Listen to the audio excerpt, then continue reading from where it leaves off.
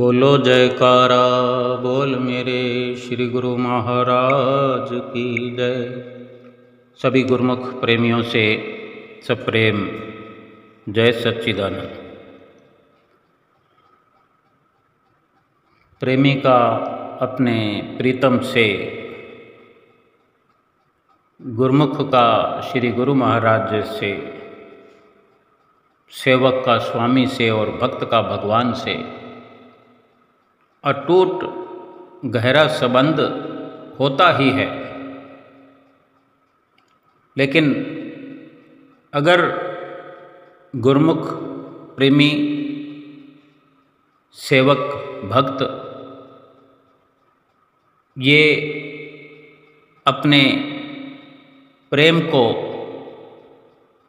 पाक साफ बनाए रखने के लिए हर वक्त खोजता रहे, टटोलता रहे, निगरानी करता रहे कि कहीं मेरा प्रेम जो है भगवान के प्रति कहीं कम तो नहीं हो रहा, कहीं मेरी प्रीत संसार से तो नहीं जुड़ने लगी, कहीं संसार की चमक झिलमिलाहट के अधीन तो नहीं मेरा मन हो रहा। क्योंकि इस प्रकार निगरानी रखने पर, अपने आप पर अंकुश रखने पर एक सही प्रकार का दिशा निर्देश भी हमें प्राप्त होता है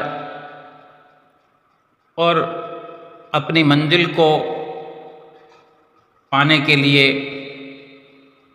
सरलता और सहजता बनी रहती है। भगवान तो सभी से प्यार करते हैं। ऐसे ही हमारे श्री गुरु महाराज जी, श्री परमहंस दाता दयाल जी जब भी जिस रूप में अवतरित हुए, हर किसी से उन्होंने एक जैसा प्रेम प्यार किया। हमसे ही कमी हो सकती है, हो जाती है। श्री परमहंस दयाल महाराज जी, पहली पातशाही गुरु महाराज जी श्री आनंदपुर की नींव रखने से पहले ही स्थान स्थान पर भ्रमण करते हुए, शहर शहर, नगर नगर, गांव गांव भ्रमण करते रहे और बड़ी सादगी से और सच्चाई से गुरुमुख प्रेमियों को, भूली भटकी हुई हम जैसी रूहों को चुन चुन करके एकत्र किया, अपनी शरणी लगाया। ना कोई गरीब देखा, ना अमीर देखा, लेकिन जरूरी तो यही होता है कि जो प्रेम भाव से जिसने भी अपने घर भी बुलाया, तो सतगुरु प्रेम के वशीभूत होकर के, चाहे गरीब से गरीब भी कोई क्यों ना हो। जैसे एक दृष्टांत अमर ज्योति ग्रंथ में पहले हमने सुना है, अभी तो नया ग्रंथ श्री अमर ज्योति दर्शन आ गया है। पहले वाले अमर ज्योति ग्रंथ में हमने कई बार पढ़ा है, सुना है कि एक कुम्हार के घर प्रेम से बुलाए जाने पर श्री पहली पातशाही गुरु महाराज जी किस प्रकार एक महंत को साथ में लिए हुए उसके घर पहुँचे और किस प्रकार उस गरीब व्यक्ति, जो कि दिल का राजा था, अपने दिल की हसरत को पूरा करते हुए प्रेम भाव से बैठने के लिए कोई सिंहासन या कोई चमकने वाला स्थान, सजावट का कोई इंतजाम नहीं, जो भी उसके पास व्यवस्था थी, श्री गुरु महाराज जी वहाँ प्रेम से उसके घर बैठ करके जो उन्होंने रोटी बनाई, कुम्हार की भक्त्यानी ने जौ की मोटी मोटी रोटी, जो कि उस वक़्त, ये कितनी पुरानी बात है, 125-150 साल पुरानी, कि यही खाद्यान्न पदार्थ जो कि स्वास्थ्य के लिए, तंदुरुस्ती के लिए भी उपयोगी हुआ करते थे, लेकिन प्रेम भाव से जैसा साधारण प्रकार से वो कर पाए, बड़े प्रेम से श्री गुरु महाराज जी ने उसके घर में भोग लगाया और ऐसा दर्शाया कि उन्होंने ज़रूरत से ज़्यादा खाया। और साथ में जो महंत थे उन्होंने नहीं खाया, क्योंकि उनकी जो पोजीशन थी उसके विरुद्ध उन्होंने समझा कि मैं कहाँ और ये गरीब कुम्हार कहाँ, मैं ये रोटी क्यों खाऊं। लेकिन श्री गुरु महाराज जी ने तो भक्त और भगवान एक ही हुआ करते हैं और एक ही उस वक़्त थे, ऐसा दर्शा दिया, क्योंकि भगवान भक्त के भाव पर रिझ जाते हैं। और यही इसी प्रकार का एक दृष्टांत हमारे श्री परमहंस अवतार पंचम पातशाही गुरु महाराज जी के समय की एक सुंदर लीला का वर्णन आया है कि कुछ साल पहले, यानी श्री गुरु महाराज जी जब थोड़ा समय हुआ था कि गद्दी पर विराजमान हुए थे, एक बार श्री गुरु महाराज जी गुना के रेलवे स्टेशन पर, आनंदपुर से जब श्री गुरु महाराज जी को प्रस्थान करना होता था, कहीं जाना होता था गुना आश्रम से, जबकि गुना जिला था, अशोकनगर में तो व्यवस्थाएं बाद में सुचारू रूप से चलने लगी, रेलगाड़ियां वगैरह, लेकिन पहले गुना जिले में गुना का बड़ा रेलवे स्टेशन ही हुआ करता था, जहां अधिक सुविधा होती थी रेलवे की। और रेलवे स्टेशन पर पहुंचकर ही ट्रेन पकड़ा करते थे, जैसे कि श्री प्रयाग धाम कृपा करनी हो या और भी कहीं जाना हो, तो श्री गुरु महाराज जी गुना के रेलवे स्टेशन पर पधारे, साथ में एक पिकअप बस भी, जो कि साथ में महात्मा जन और कुछ भक्तजन श्री गुरु महाराज जी को वहाँ से विदा करने के लिए रेलवे स्टेशन पर रेलगाड़ी में विराजमान कराने के लिए आए। और जब ट्रेन आती है, उससे पहले ही श्री गुरु महाराज जी जैसे पहुँचते हैं तो वहाँ कुर्सी पर विराजमान हो जाते हैं। कहीं भी ऐसा अवसर आता है तो ये सारी सुविधाएं श्री गुरु महाराज जी के साथ हुआ करती हैं। श्री गुरु महाराज जी रेलवे स्टेशन पर विराजमान हो गए और ट्रेन का इंतज़ार कर रहे थे। बड़े सुंदर श्री दर्शन और मनमोहनी मूरत सूरत को आने जाने वाले लोग भी निहार कर खुश हो रहे थे। लेकिन बिना भागों के तो कैसे संभव होता कि कोई आकर नज़दीक दर्शन करे। जिनके पुरबले भाग होते हैं, जितना जिसका प्रारब्ध होता है, जितने संस्कार होते हैं, उतना सबको विधाता की तरफ से विधान है कि बिन मांगे मिलता है। और अचानक से ये झलक पाकर गुरुमुख प्रेमी जो पहली बार दर्शन करते हैं, कुछ ना कुछ उनके भीतर अवश्य ही विचार आते हैं जिनकी नज़र टिक जाती है, जो नज़र टिकाकर दर्शन कर रहे होते हैं, मुड़ मुड़ कर पीछे देख रहे होते हैं कि कोई ये कुर्सी पर विराजमान होने वाले कोई महान हस्ती है। उन्हीं लोगों में से एक माँ बेटा वहाँ पर, जो कि श्री गुरु महाराज जी को विराजमान देखते हैं, तो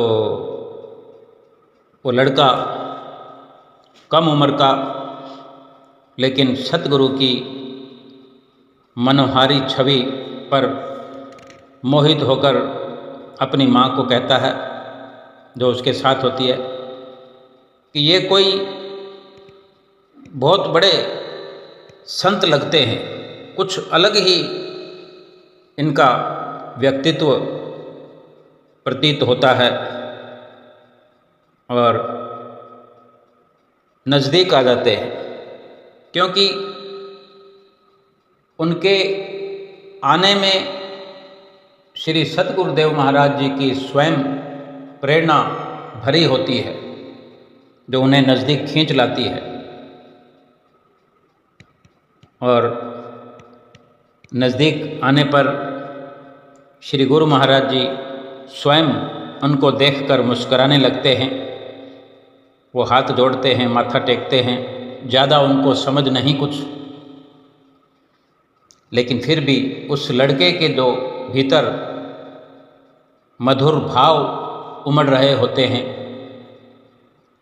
उन पर ही श्री गुरु महाराज जी मुग्ध होकर के, प्रसन्न होकर के मुस्कुराते भी हैं और ढेर सारा प्रसाद उन माँ बेटों को देते हैं। बस इतना ही जैसे उनका प्रारब्ध था एक बार में, और जितना उन्होंने उस वक़्त श्री गुरु महाराज जी को देखने के बाद उसी वक्त में जो सोचा, दिल में भाव बनाए, उसी के अनुसार जितना प्रारब्ध बढ़ना था बढ़ गया। अब वो प्रसाद लेकर जाने लगे हैं। दर्शन करते ही उस लड़के के भीतर आनंद की लहर झूमने लगी, मनवा झूमने लगा। और रवाना होने से पहले ही बस वहाँ से कदम उठाने पर भी न चल पाया, और तब उसके मुख से अचानक ये शब्द निकले कि महाराज, हमारा घर यहाँ से थोड़ी दूर है, आप हमारे घर कृपा करें। देखो उस बच्चे की हिम्मत कि इतनी देर में जो भाव विह्वल होते हुए भीतर ही भीतर साधारण को असाधारण समझ लिया उसकी बुद्धि ने, और इधर सतगुरु ने जो प्रेरणा दी, उस प्रेरणा को उसने कितना विस्तार में लिया, कितना पावन सच्चा प्रेम हार्दिक उसने बढ़ा लिया, और उसे बोलने की हिम्मत मिली। और ये नज़दीकी कुर्सी पर विराजमान हुए दर्शन करने के लिए तो जाने कितनी आज हमें शुभ घड़ियाँ गिननी पड़ती है, विरले विरलों को ये अवसर मिलते हैं, वरना वहाँ से गुजरने वाले तो और भी बहुत से लोग श्री दर्शन करते हुए जा रहे थे, लेकिन उन्हीं को ये लाभ मिला।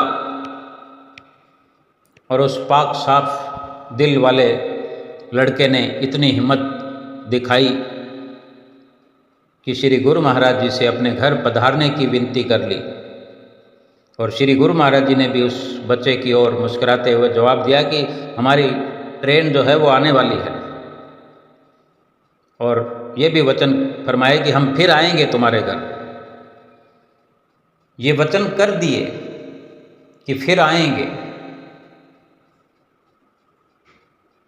तो वो माता और उसका बेटा दोनों प्रणाम करके वहाँ से फिर चले गए और धीरे धीरे चल रहे हैं। और वो लड़का जो है बार बार पीछे मुड़ मुड़ कर श्री गुरु महाराज जी को देख रहा है, मुड़ मुड़ कर दर्शनों का जितना आनंद ले सकता है ले रहा है। उनको इतनी समझ नहीं उसकी माता को कि जितनी देर श्री गुरु महाराज जी विराजमान हैं यहाँ उपस्थित रहें, चाहे थोड़ी दूर पर खड़े होकर दर्शन करते रहें। और वहाँ से चल पड़े थे और फिर श्री गुरु महाराज जी के आशीर्वाद को पाकर के वहाँ चल तो पड़े, लेकिन पीछे मुड़ मुड़ कर देखना, श्री गुरु महाराज जी के दर्शनों को अंदर महसूस करना, प्रेम से दिल उसका पाक से भी पाक हुआ जा रहा है, निर्मल कोमल हुआ जा रहा है। बार बार यही विचार, और दिल करता है कि फिर से मुड़कर मैं भागकर श्री गुरु महाराज जी के चरणों में चला जाऊं। और ये विचार भी अपने भीतर उसके चल रहा है कि फिर क्या पता कब ऐसे दयावान और ऐसे प्रभु के समान दिखने वाले, मन मोह लेने वाले महापुरुषों का दर्शन कब होगा, यही विचार उसके भीतर चल रहा है। और फिर वो माता से कहता भी है कि एक बार फिर प्रभु जी से चलकर विनती करते हैं। तो उसकी मम्मी, उसकी माता कहती है कि हम गरीब लोग हैं और ये संत महापुरुष भगवान जो हैं, हम जैसे गरीबों के घर कैसे आएंगे।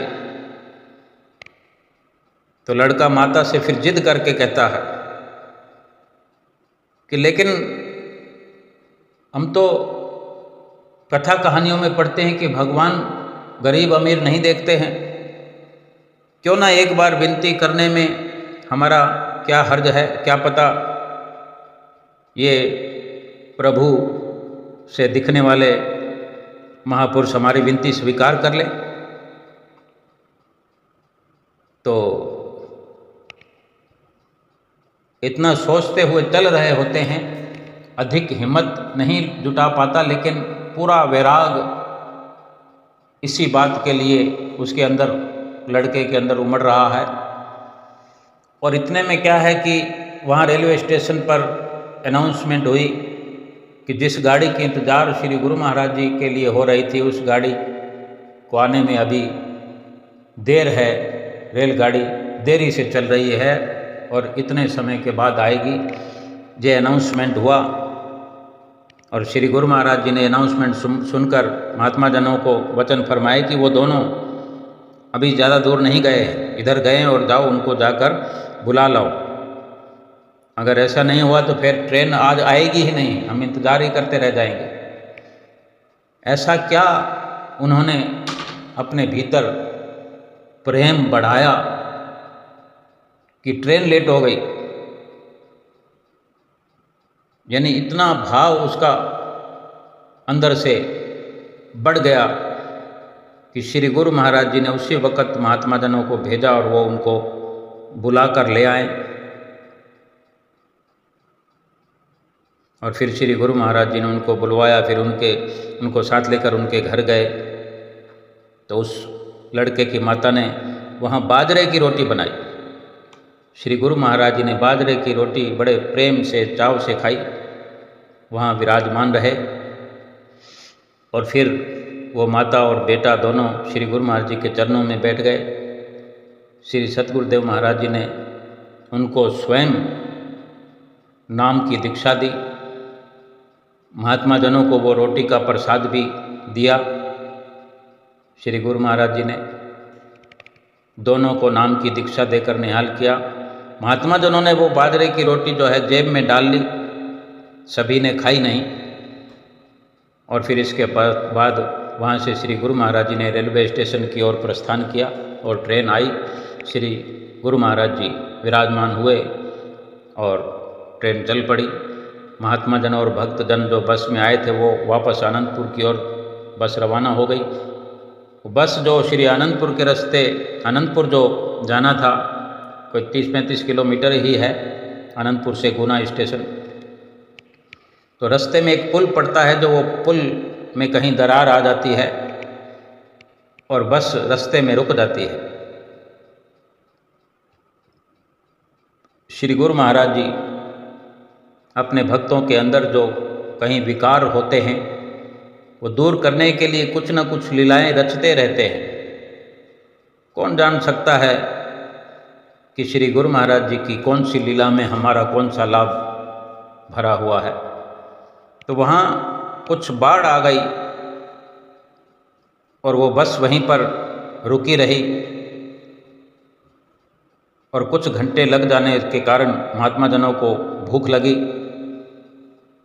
तो उन्हें याद आया कि जेब में हमारे रोटी के टुकड़े हैं। अपने जेबों में हाथ डाला और वो बाजरे की रोटी पड़ी हुई, उस वक़्त उनको बड़ा स्वाद आने लगा और बड़े स्वाद से प्रेम से खाई। वो चाहते तो उसी वक्त खा सकते थे, लेकिन ये श्री गुरु महाराज जी की कृपा से उनके भीतर भी उन रोटी को प्रेम से खाने का एक भाव भर दिया। और जैसे ही सबने वो बाजरे की रोटी खाई तो क्या देखता है कि धीरे धीरे करके वो पानी साफ़ हो गया, रास्ता साफ़ हो गया और बस फिर वहाँ से रवाना हो गई। ये उस भक्त्यानी के प्रेम के कारण बनी हुई रोटी, प्रेम से भरी हुई रोटी, एक शक्ति जिसमें निहित थी, जो महात्मा जनों तक भी सराही गई।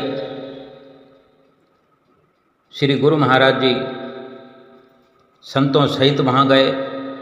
उन माँ बेटों का प्यार, जबकि उस लड़के का प्यार इतना परवान चढ़ा, इतना भाव उसका निर्मल हो गया